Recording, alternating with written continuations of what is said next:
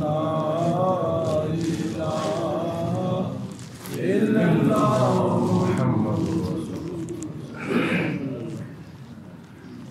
باللہ من الشیطان الرجیم بسم اللہ الرحمن الرحیم۔ سورۃ مائدہ کی آیت نمبر 13 سے آج کے درس قرآن کا آغاز ہے۔ گزشتہ آیت میں اللہ تعالیٰ نے یہودیوں میں سے ان کے 12 برادریوں کے 12 سردار بنانے کا ذکر کیا تھا اور ان سے وعدہ لینے کا ذکر کیا تھا۔ اس آیت مبارکہ میں اللہ تعالیٰ نے ارشاد فرمایا کہ ان کے وعدہ توڑنے کا کیا نتیجہ نکلا تھا۔ ان 12 میں سے 10 سرداروں نے جو وعدہ کر کے توڑ دیا تھا تو اس کا نتیجہ اللہ تعالیٰ نے اس آیت مبارکہ میں بیان فرمایا ہے۔ فَبِمَا نَقْضِهِمْ مِيثَاقَهُمْ لَعَنَّاهُمْ، ان کے وعدہ توڑنے کا پہلا نتیجہ یہ نکلا کہ خدا نے فرمایا کہ ان کے وعدہ توڑنے کی وجہ سے ہم نے ان کے اوپر لعنت فرمائی تھی۔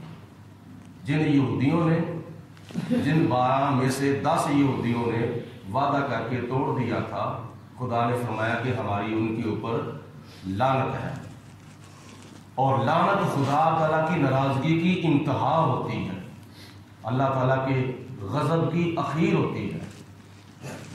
دوسرا نتیجہ یہ تھا کہ وَجَعَلْنَا قُلُوبَهُمْ قَاسِيَةً، اور ہم نے ان کے دل جو تھے وہ سخت کر دیے تھے، اتنے دل سخت کر دیے تھے کہ سورۃ بقرہ کے اندر اللہ تعالیٰ نے فرمایا کہ ان کے دل پتھروں سے بھی زیادہ سخت ہو چکے تھے۔ لوہے کو آپ لوہا ڈالنے والی بٹی کے اندر ڈالیں تو لوہا جو ہے وہ پگھل جاتا ہے، لیکن اس لوہے کو ڈالنے والی بٹی کے اندر آپ کسی پتھر کو ڈالیں تو وہ کبھی نہیں ڈال سکتا، یعنی پتھر جو ہے وہ لوہے سے بھی زیادہ سخت ہوتا ہے۔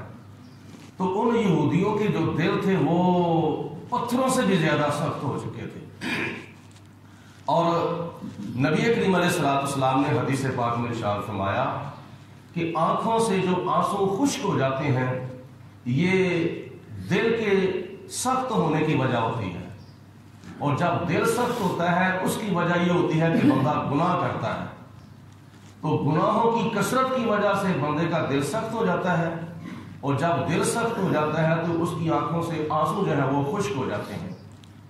تو بھلا اس میں ہے کہ بندہ گناہوں سے بچتا رہے اور نیکیاں زیادہ سے زیادہ کرتا رہے، اور اس دل کے اندر خوف خدا ہونا چاہیے اور عشق مصطفیٰ ہونا چاہیے، اور مخلوق خدا کے ساتھ مہربانی ہو۔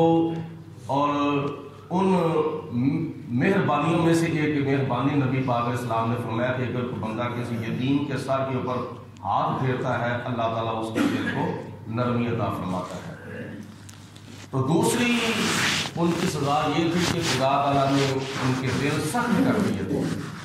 آگے فرمایا یحرفون الکلم عن مواضعہ، اس کا ایک نتیجہ یہ بھی تھا کہ وہ اللہ تعالیٰ کی باتوں کو ان کی جگہوں سے بدل دیتے تھے، یعنی تورات کے اندر جو خدا تعالیٰ نے ان کو نصیحتیں فرمائی تھیں، جو آیتیں نازل فرمائی تھیں، اللہ تعالیٰ کے ارشادات کو وہ آگے پیچھے آگے کر دیتے تھے۔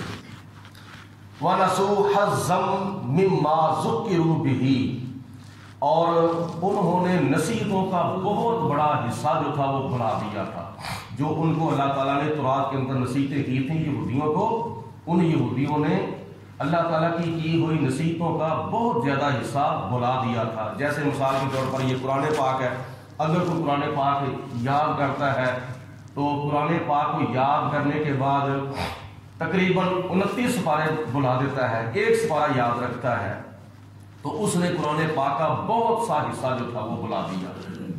اس کی مثال ایسے ہے کہ یہودیوں نے تورات کو زیادہ سے زیادہ بھلا دیا اور کام کو یاد رکھا۔ وَلَا تَزَالُوا تَطَّلِعُوا عَلَىٰ خَائِنَةٍ مِّنْهُمْ، اے میرے پیارے حبیب علیہ الصلوۃ والسلام، آپ ان میں سے چند ایک کے سوا، یعنی تھوڑے یہودیوں کے سوا بہت سے یہودیوں کو آپ خیانت کے اوپر پائیں گے، یعنی ان کی خیانت سے آپ آگاہ رہیں گے۔ وہ تھوڑے اور چند یہودی کون تھے؟ جو کلمہ پڑھ کے مسلمان ہو چکے تھے۔ خدا کی ذات بابرکات نے ان کو ایمان کی دولت دی۔ تھوڑے یہودی وہ کلمہ پڑھ کے مسلمان ہو گئے، جن میں حضرت عبداللہ بن سلام رضی اللہ تعالیٰ عنہ شامل ہیں، الا قلیلا، تھوڑوں کے سوا، منہم، ان میں سے، فاعف عنہم وصفا، آپ ان کو معاف کریں اور ان کے ساتھ درگزر کریں۔ یعنی جو تھوڑے یہودی ہیں جو مسلمان ہو چکے ہیں، آپ ان کے ساتھ درگزر کریں اور ان کو معاف کریں۔ جو ان سے اسلام قبول کرنے سے پہلے ہو چکا ہے اس کے اوپر آپ گرفت نہ فرمائیں۔ ان اللہ یحب المحسنین، بے شک اللہ تعالیٰ احسان کرنے والوں سے محبت فرماتا ہے، نیکی کرنے والوں سے خدا تعالیٰ پیار فرماتا ہے۔ وَمِنَ الَّذِينَ قَالُوا إِنَّا نَصَارَىٰ، اور لوگوں میں سے جن لوگوں نے یہ دعویٰ کیا کہ ہم عیسائی ہیں، ہم نصارہ ہیں۔ گزشتہ آیت میں یہودیوں کا ذکر تھا، اب عیسائیوں کا اللہ تعالیٰ تذکرہ فرما رہا ہے۔ وَمِنَ الَّذِينَ قَالُوا إِنَّا نَصَارَىٰ، اور لوگوں میں سے جنہوں نے یہ دعویٰ کیا کہ ہم عیسائی ہیں، أَخَذْنَا مِيثَاقَهُمْ، ان سے بھی ہم نے وعدہ لیا تھا۔ ان سے وعدہ کون سا لیا تھا؟ کہ تم نے میرے رسولوں پر ایمان لانا ہے، صرف حضرت عیسیٰ علیہ السلام کو ہی نہیں ماننا، بلکہ عیسیٰ علیہ السلام سے جو پہلے نبی تشریف لائے ہیں ان کو بھی ماننا ہے، اور جو حضرت عیسیٰ علیہ السلام کے بعد یعنی آخری نبی آخری رسول حضرت محمد مصطفیٰ صلی اللہ علیہ وسلم تشریف لائیں گے تم نے ان کو بھی ماننا ہے۔ یہ میرے ساتھ وعدہ کرو۔ اللہ تعالیٰ نے انجیل کے اندر ان سے وعدہ لیا تھا کہ میرے پیارے حبیب علیہ السلام پر بھی ایمان لانا ہے۔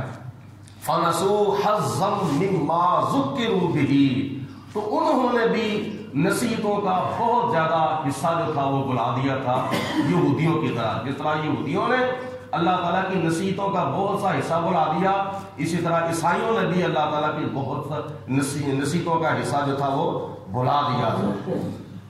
فَأَغْرَيْنَا بَيْنَهُمُ الْعَدَاوَةَ وَالْبَغْضَاءَ، تو انہوں نے جو اللہ تعالیٰ کے ساتھ وعدہ خلافی کی تھی اور خدا کی نصیحتوں کا بہت سا حصہ بھلا دیا تھا، اس کا نتیجہ بھی اللہ تعالیٰ نے ان کو یہ دیا عیسائیوں کو، فَأَغْرَيْنَا بَيْنَهُمُ الْعَدَاوَةَ وَالْبَغْضَاءَ، تو ان کے درمیان بھی ہم نے عداوتیں اور بغض جو تھے وہ ڈال دیے تھے، اِلَىٰ یومِ القیامۃ، قیامت تک۔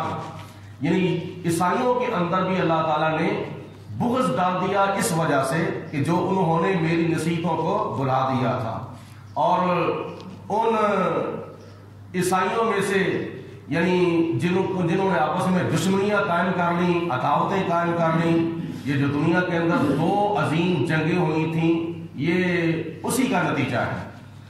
وَسَوْفَ يُنَبِّئُهُمُ اللَّهُ بِمَا كَانُوا يَصْنَعُونَ، اور ان قریب اللہ تبارک و تعالی ان کو ان کے کاموں کی خبر دے دے گا، ان کو آگاہ کر دے گا کہ دنیا میں تم کیا کرتے تھے۔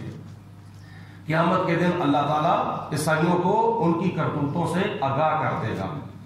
تو سوف ينبئهم اللہ سے مراد قیامت کا دن ہے، قیامت ان قریب۔ نبی پاک علیہ الصلوۃ والسلام نے فرمایا میرے بعد قیامت کو ایسے سمجھو جیسے ایک انگلی کے بعد دوسری انگلی ہوتی ہے۔ دوسری روایت میں آتا ہے نبی پاک علیہ السلام نے فرمایا کہ میرے بعد قیامت کو ایسے سمجھو جیسے ظہر کی نماز کے بعد عصر کی نماز ادا ہوتی ہے۔ تو ان دونوں آیتوں کے اندر خدا کی ذات بابرکات نے یہود و نصارہ کی کرتوتیں اور ان کے انجام جو ہیں وہ بیان فرمائے ہیں، اور ہمارے لیے ان دونوں آیتوں میں سبق یہ ہے کہ جو انہوں نے کیا وہ تم نہ کرنا۔